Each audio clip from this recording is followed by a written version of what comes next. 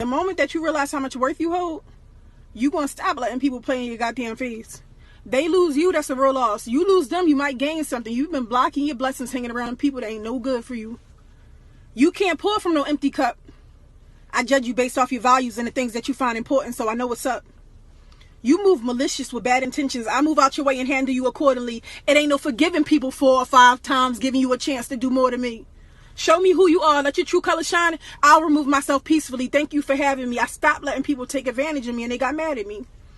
So afraid of losing people, I would apologize first, convincing myself, they got reasons to be mad at me. Now, if you want to leave, you could go. I don't stay in places that don't provide me no growth. I keep telling them I'm a garden, shit grow here. And I'm going to let go a year's worth of history if I realize it ain't no growth there. Before I get into it, this is a mental health check. How you doing? Leave it in the comments. Good, bad, or somewhere in the middle of that. We don't care. Just check in. Tap in. Do what you got to do. Leave it in the comments.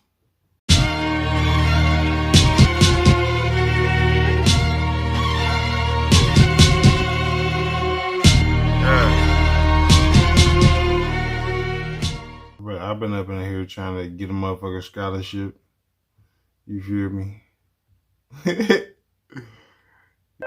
I wrote this record while 30,000 feet in the air. Stewart is complimenting me on my nappy hair. If I can, you can have all my shine. I'll give you light.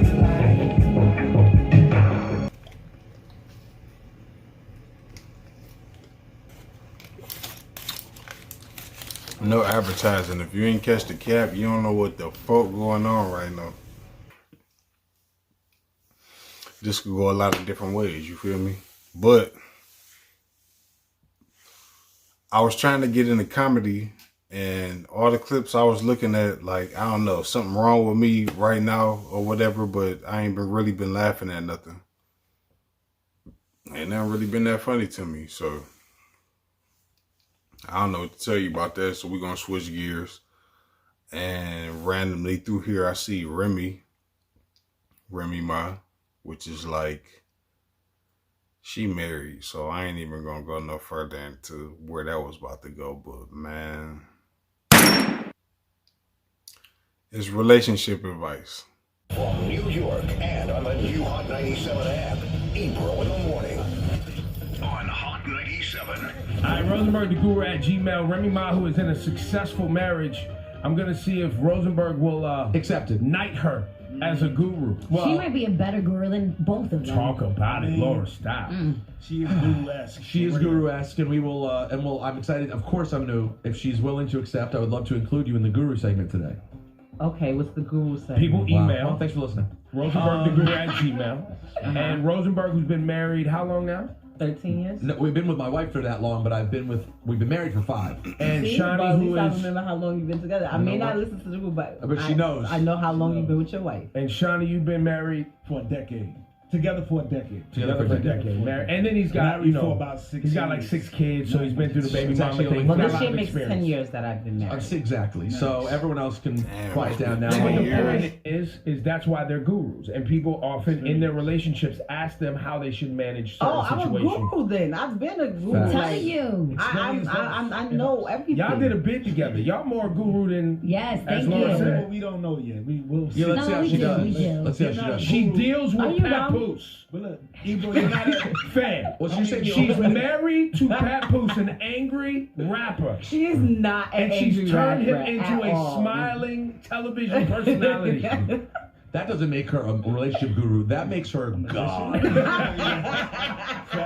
All right, guys. Rosenberg the Guru at gmail.com. Good morning, my Hot 97 family. I've been married going on a year, and the relationship is not what it used to be. We fight and argue almost every day, mainly because she thinks I'm cheating on her with my ex. Me and my ex are good friends. My birthday just passed, and my ex posted me up on her IG story saying, happy birthday, parentheses, that's all. And my wife went off. She caught me texting my ex a few times. Hear me out. This has a turn. You're going to be interested. She caught me texting my ex a few times, but like I said, we're good friends. The texts were harmless. I looked up my wife's call log and text message log because the phone's in my name. And I noticed a number that I've never seen before come up more than once. Come to find out, she's been talking to a guy since September. Texting, calling, nonstop, since September. She says it's because she thinks I can't get over my ex, and that's why she started to drift off and seek attention elsewhere. Problem is, I don't trust her anymore, and I'm starting to think she was acting funny towards me the whole time because she has someone else. What do I do? Excuse. Do I stay and work things out, or do we divorce and just be cordial parents? Side note, we live together and have a 3-year-old together, of course. And me and my 3-year-old listen to you guys every morning, and I'd love everyone's input, even the non-gurus. Wait, so he sent this in knowing that his kid might be in the car? No, first of all, like, why do you have your 3-year-old listening to you guys every morning? That's the first problem. How long have they been together? He didn't say how long. He said they've been married a year. See, Guru, she listens. That's the thing. We don't know how long there is before that, though. Okay, which is important. but the fact that they've only been, you can be together for 10 years. When you get married, that like the whole wedding, everything. So there's like this little euphoric thing that goes away. It kind of makes a honeymoon period that lasts for a while. Everything. So for you to only have been married a year and you already have issues, that is a red flag. Also, the fact that you think it's okay to still be friends with your ex. Like, there's no such thing as your friends with your ex. Wow. And especially if your wife or husband has a problem with it. No, that's Thank you. All right, she did add at the end that, like, if your significant other has a problem with it, but, like, man, this is the kind of stuff that just drive me crazy because it brings me back to control. Like, people get into relationships with people and just want to control them. Well, you mine now. You mine. You my possession. So that means you can't talk to this person. You can't go over here. You can't do this. You can't say that.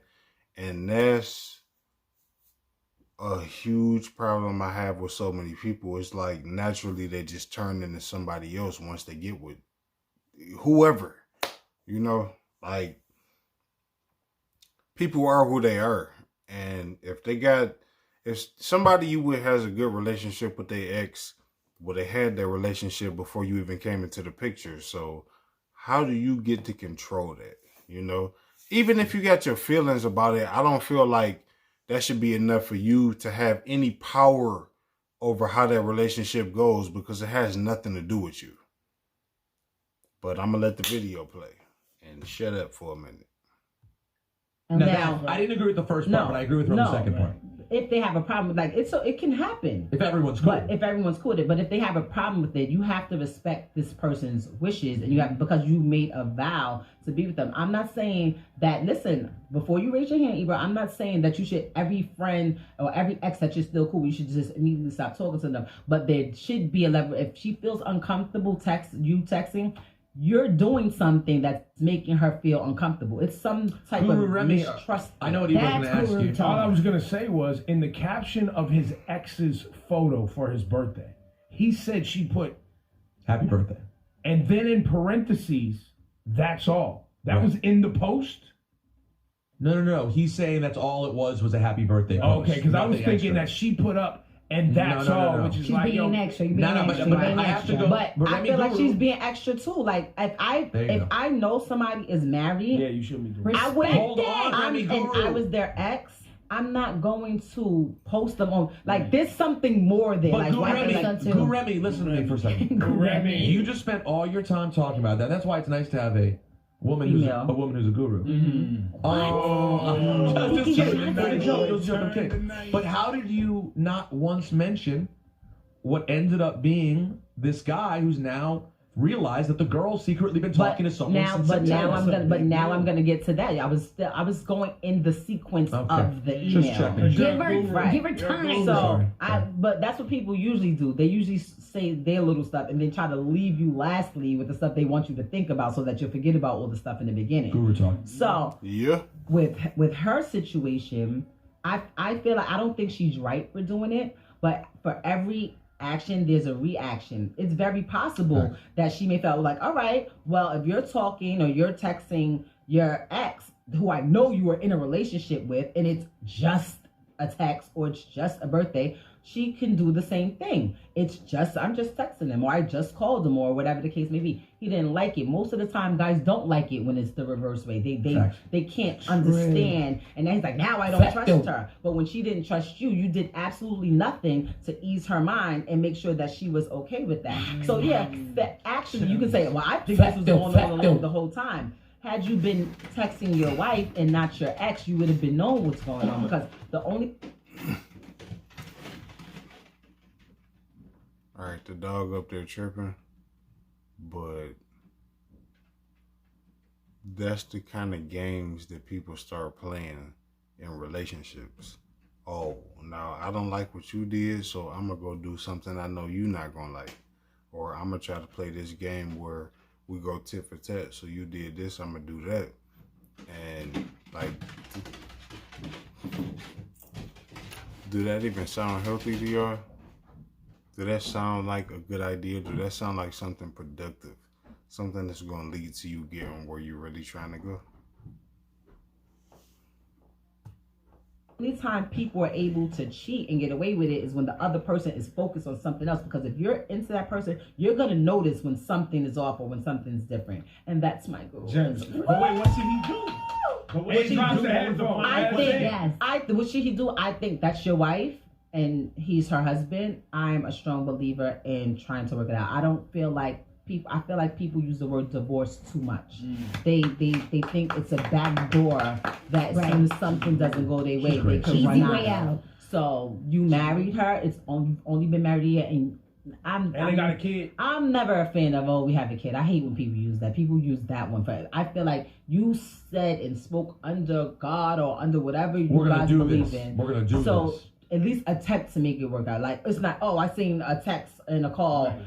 I don't trust them. I should get the divorce. Like it's just that easy for a divorce. Like you wanted something else anyway. Well, like, you're looking for a reason. I don't think we need to add very much. I think Remy just crushed that. For sure.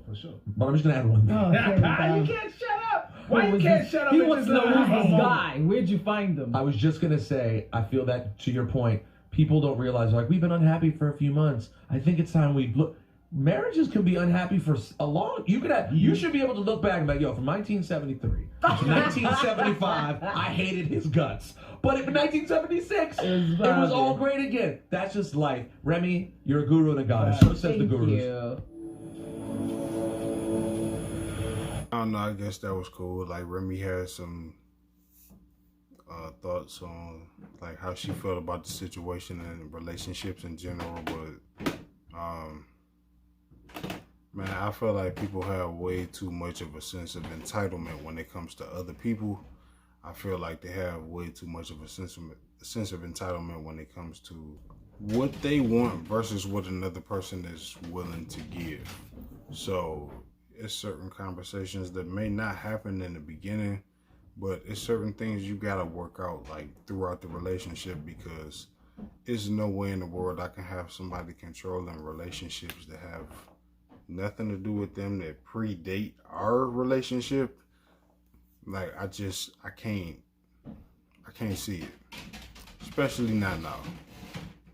But I don't know, man. Everybody has a different way of operating. You live in your own misery. I just learned that if it's not suiting you, sometimes it's better to find something that does instead of fighting. Because a fight, like, it depends on what the fight is about. It might be going nowhere. It might not even be worth your time and effort and all the energy you exert. So, I don't know. I guess it was decent relationship advice, but a more in-depth look at just a simple situation like that to bring so much more to the surface. I don't feel like that relationship is healthy. And the fact that it's even up on a forum for them to discuss on the radio is already a sign. You know, people might be suspicious or whatever, but that was like a year into a marriage. I give her that somebody had to be looking for a reason to get up out of there, because I don't know, it's not making no sense.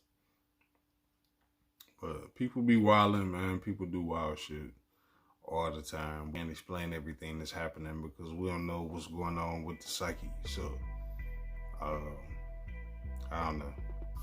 Y'all have a good one. Love yourself. Take care of yourself. And I'm out.